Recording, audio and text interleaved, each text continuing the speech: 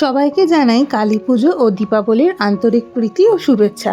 কালী পুজো অনেক দিন আগেই চলে গেছে, এটা আমি পরে আপলোড করছি। সকালবেলা গিয়েছিলাম ছাদে, মা অল্প কিছু বাজি এনে দিয়েছিল, সেগুলোকেই রোদ্দুরে দিতে। তারপর সকালের ব্রেকফাস্টে আজকে খেয়েছিলাম রাজকচুরি। এইটা আমার দিদা প্রতি কালী পুজোতেই বানিয়ে থাকে, দারুণ খেতে লাগে।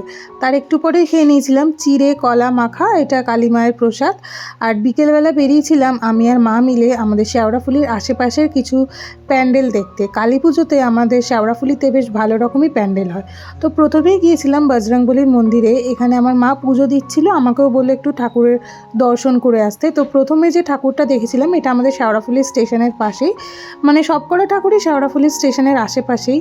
তো ভীষণ ভালো করেছিল প্রথম ঠাকুরটা, মানে একটু অন্ধকার অন্ধকার ব্যাপার ছিল। তারপরের যে ঠাকুরটা এটা আমাদের শেওড়াফুলি থেকে ব্যারাকপুর যাওয়ার যে ফেরিঘাট আছে তার পাশে এই প্যান্ডেলটা করেছিল। এটা শঙ্খ দিয়ে করেছিল, মানে অসাধারণ দেখতে।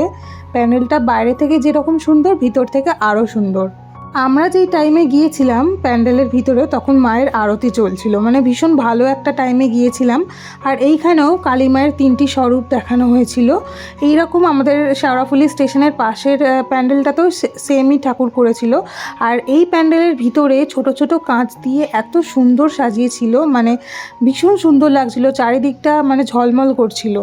আর বাইরে থেকে তো এত সুন্দর লাগছিল, ভীষণ ভাল লাগছিল। আর তার পাশে হচ্ছিল একটা নৃত্যানুষ্ঠান, কিছু ডান্স গ্রুপে মেয়েরা এরকম নাচ করছিল, ভীষণ ভাল লাগছিল। আমার মা অনেকক্ষণ ধরে দেখলো। তারপরেই চলে এলাম আমাদের শেওড়াফুলি নিস্তারিণী কালীবাড়ি। কালী পুজোতে নিস্তারিণী কালীবাড়ি আসবো না সেটা তো হতে পারে না। ভীষণ ভালো দিনে মা কালীর দর্শন দেখলাম, ভীষণ সুন্দর করে মাকে সাজানো হয়েছিল, পুরো মন্দিরটা পরিদর্শন করলাম। আর এইটা হচ্ছে অনেক পুরনো কষ্টি পাথরের মা কালীর মূর্তি। তারপরে চলে এলাম ওই আমাদের স্টেশনের পাশের ঠাকুরটা দেখতে, কিন্তু ভীষণ লম্বা লাইন ছিল, প্রায় 1 ঘন্টা ধরে লাইন দিয়ে ঠাকুরটা অবশেষে দেখতে পেলাম। আর তার পাশেই হচ্ছিল নৃত্যানুষ্ঠান, বাচ্চারা নাচছিল, ভীষণ ভাল লাগছিল। আর বাচ্চাদের নাচ দেখতে দেখতে কখন যে লাইনটা শেষ হয়ে গেল বুঝতেই পারলাম না। এই প্যান্ডেলের থিম করেছিল একটা কিছু মন্দির, মেবি রাজস্থানের কোনো একটা মন্দির, ভীষণ ভাল লাগছিল বাইরে থেকে দেখতে। ভিতরটা একদম সিম্পল। আর এইখানের কালীমাও তাই 3টি স্বরূপ দেখানো হয়েছে। তো এই ঠাকুরটাও ভীষণ ভালো লেগেছিলো। তারপরে সমস্ত ঠাকুর দেখে বাড়ি ফেরার পালা। আমাদের তো আজকে 3-4টে যে ঠাকুর দেখেছি প্রতিটাই ভীষণ ভালো লেগেছে।